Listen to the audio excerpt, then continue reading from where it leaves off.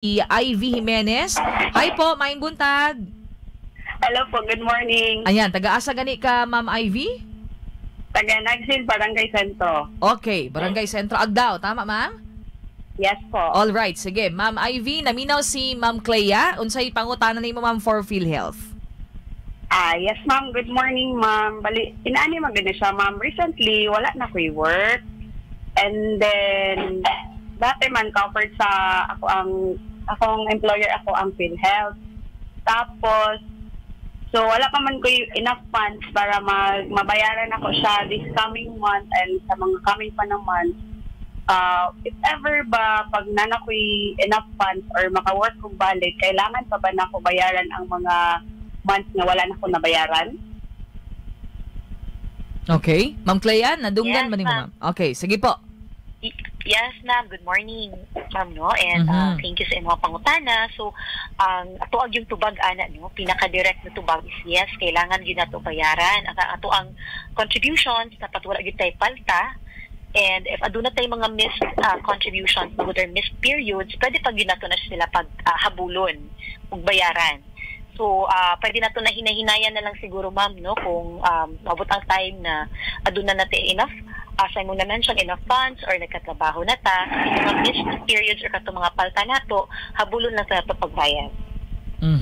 Habulon na Okay, daw. okay ma'am, last question ma'am. Pwede. Sure, ma'am, go.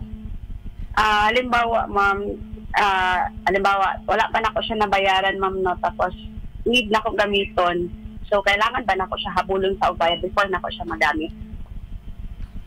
Okay, so, ato ang availment sa PhilHealth, ma'am, is naada tayo ginatawag karon nga immediate eligibility. Pasabot ani, maka-avail na gyud kita tanan sa ato ang benepisyo. So, maskin pang aduna tay palta or wala na bayaran, maka-avail gihapon ta, no, because of this or by virtue of the immediate eligibility or automatic availment of benefits. So muna ato ang dilita ang ngay kumbaga mabalakan because of this particular nato nga policy. However, gusto na ako iklaro, ma'am, emphasize gihapon nako na maskin pang naka-avail na ka, pwede gihapon gid kasinglon sa katong wala nimong nabayaran nga contribution. So it's very important gihapon nga paghulog ta or habulo na to pagbayad ang wala na bayaran nga periods. All right. Okay ma'am, So I thank hope you klaro, ma'am. Sige. Ma'am Ivy, yes po. nakatabang babi sa imuhang pangutana, ma'am? Yes po. All right. Okay na ka, ma'am? Napakay gustong ipangutana o wala na? Okay na po. Okay na. Sige, ma'am. So, guided na kakaroon, ma'am, no? Sa imuhang membership sa PhilHealth, ma'am. Yes po. Okay na ka. Sige. Thank you, Ma'am Ivy. Maayong buntag. Manbuntan po. Salamat po. Ivy Jimenez, taga Nagsil Village sa Barangay Sentro, Agdao. Ayan. Ma'am Clea, padayon ta, ma'am, o niya, pahibaw daw may mambe, kini inyong recent advisory karon sa PhilHealth, ma'am? Especially karong adlaw, ma'am, no? Oo. Karong adlaw gyud ni Ma'am Ansel, no, we would like to announce ato ipaabot sa ato ang katawhan labi na sa kaning naa diri sa Davao City ug Davao del Norte dira sa Tagum City. Kay ang ato ang opisina, no, for Management Services Division, so sa Lampudica Division diri sa ato ang regional office, lakip na ato ang local health insurance office dira sa Tagum ug express office sa Panabo karong adlaw. Magdawat sila og client transactions pinaagi lamang sa Dropbox or email. So again, karong adlaw lang ni Ma'am Michelle, no, August 30, ang client transaction sa mga na-mention na akong office via Dropbox or email lamang, in line or in view sa kaning atuang aduna sila gipahigayon magud nga mga nagkadaiyang activities, no, mid-year assessment ug ang public service continuity plan cascading. So buot na to ni paabot sa to ang mga kliyente, no, ilabi na dito sa may Tagum area, gyapon sila, ma'am, transact gyapon sila sa to ang office diya sa Tagum through Dropbox or email transaction. All right. Sige, thank you, ma'am, sa inyong advisory. Ma'am, sa pikas bahin, Ma'am Clea, daghan pog ang gustong magpaklaro kalabot ining konsulta package, ma'am. Tagaid daw ko no may update, Ma'am Clea, kining atong konsulta package sa PhilHealth po. Okay, so again, Ma'am Michelle, konsulta package nato is for everyone, alang isa tanang miyembro nato, and covered na gyud diri ang ato ang mga primary and preventive care service, so mga check-up, mga lab test, and even tambal no sa mga pipila ka sakit. So naatay update magud ani ma'am, no gitaasan na nato ang capitation or kaning amount na ginabayad nato per individual dito sa facility. So dati from 500 to 750 pesos ang ginabayad sa PhilHealth. Paingon dito sa per facility per individual, nahimo na siyang 1,700. So the reason why gipadak-an nato ma'am ang ato ang capitation or ang coverage nato for konsulta package is because ato apong gipadak-an ang or gipalapdan pud nato ang mga covered na services.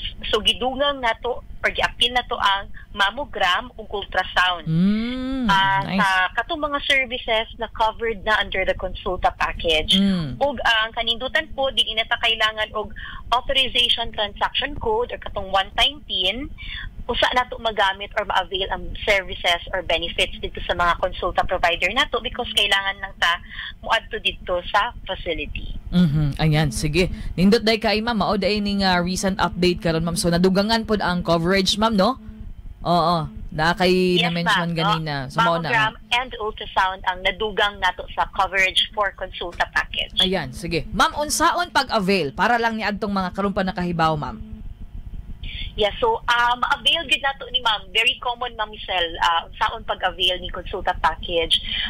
So kailangan nato magpa-register sa gyud sa usa ka consulta provider. So pinakauna gid ma'am Michelle, dapat member ta sa PhilHealth and then magpili ta og consulta provider nga accredited by PhilHealth. Aduna na tay 122 health facilities diri sa tibok Davao Region na accredited.